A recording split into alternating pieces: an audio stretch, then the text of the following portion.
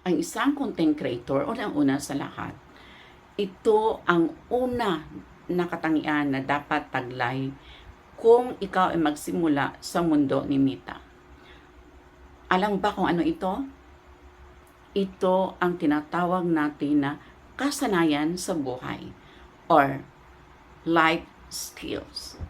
Ang life skills ay tumutukoy sa ating kakayahan, kasanayan bilang content creator na maharap natin ng buong tagumpay ang lahat ng hamon o challenges sa content creation. Briefly, I would like to discuss these life skills. Una ay ang self-awareness. Self-awareness ay pagkilala mo sa iyong sarili, your interest, your talents, your strong points, your weaknesses. It is about the whole you. Kailangan makilala nyo muna yung sarili bago ka maging content creator. Actually, this self-awareness is a prerequisite to all other life skills. You cannot achieve all the others without first reaching this number one, which is self-awareness. Number two, empathy. Empathy is putting your shoes in the shoes of others. Simply, it means having concern for other content creators or even regular Facebook users. Halimbawa, na nagkaroon sila ng kanilang mga violation, mga restriction, iparamdam natin sa kanila na bigyan natin sila ng words of wisdom, inspirational words na lahat sa mundo ay may expiration. So, kahit anuman ang mangyari, ang kanyang restriction, violation, suspension of account, cancellation, or whatever, limited content monetization, pagkawala ng stars, ay matatapos yan. There will be an ending. That is one of the empathy and letting them know that we have concern for them. Perhaps you can share some more. At ikatatlo, we should have an effective communication. Ito ay pagiging malinaw na pagsalita, lalo na sa ating pag-content, at hindi naman sobrang mabilis, hindi na tayo maintindihan, and our words sa kapwa natin creator or regular Facebook users. Remember, there are three elements of effective communication. That is the sender, message, and the receiver. So, tatlo na yan, dapat tumpak ang lahat. Very appropriate. That is effective communication. Next is, we should have critical thinking. Critical thinking is thinking out of the box. It's not only starting with one question. Halimbawa, ano ang engagement? Kailangang may malalim ka na pagsuri. Bakit may engagement? What are the benefits of engagement? How to do the engagement? What are the strategies? Yan, critical thinking. Creative thinking. Ito ay producing or creating something out of nothing. Kaya nga tayo content creator, gagawa tayo ng sariling atin original.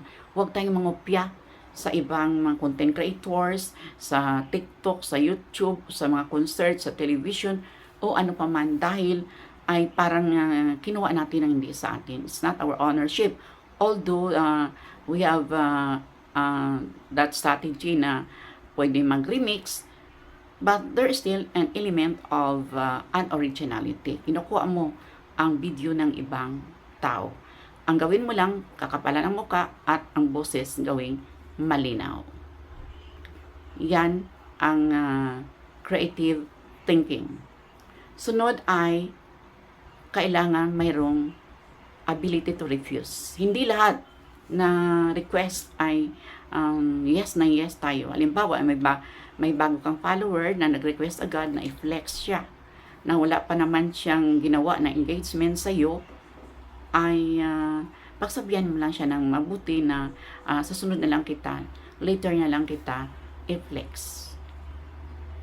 Ability to refuse. Mga challenges, halimbawa na ito ay pinagawa sa atin na ikapahamak ng ating buhay, unang ating reputation, huwag natin gawin. Ability to refuse. Next is ability to negotiate. So, mag-usap na lang na halimbawa, mayroong mga request na sabihin nila na ma-exchange tayo ng stars, you will negotiate na sabihin mo na hindi pa ako magbigay niyan na magkasundo tayo dahil bawal yan. Respect the policy of stars.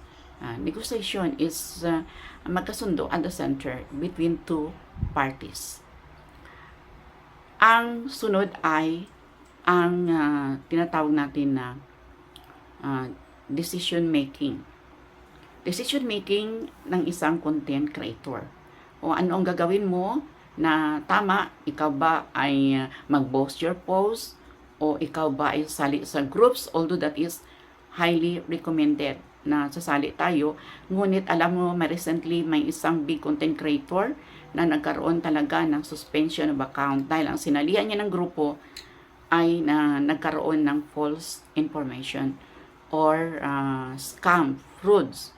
So, ang decision making natin, kailangan tugma o tama, appropriate talaga na tayo ay gagawa ng tamang pagpasya. Next is we have problem solving. Of course, before decision making, we have problem solving. So, problem solving is your way how to solve or how to counteract whatever issues, challenges you are having on Facebook. Paano mo gawin yun? Una, determine the problem. Ano ba ang problem? So, you're going to state the problem. Then, number 2 is list down possible solutions, at least 3 na solutions. Then, after that, you're going to write down a piece of paper or in your notebook and give a ratings. Ano ang disadvantage? Ano ang disadvantage if I will choose this one?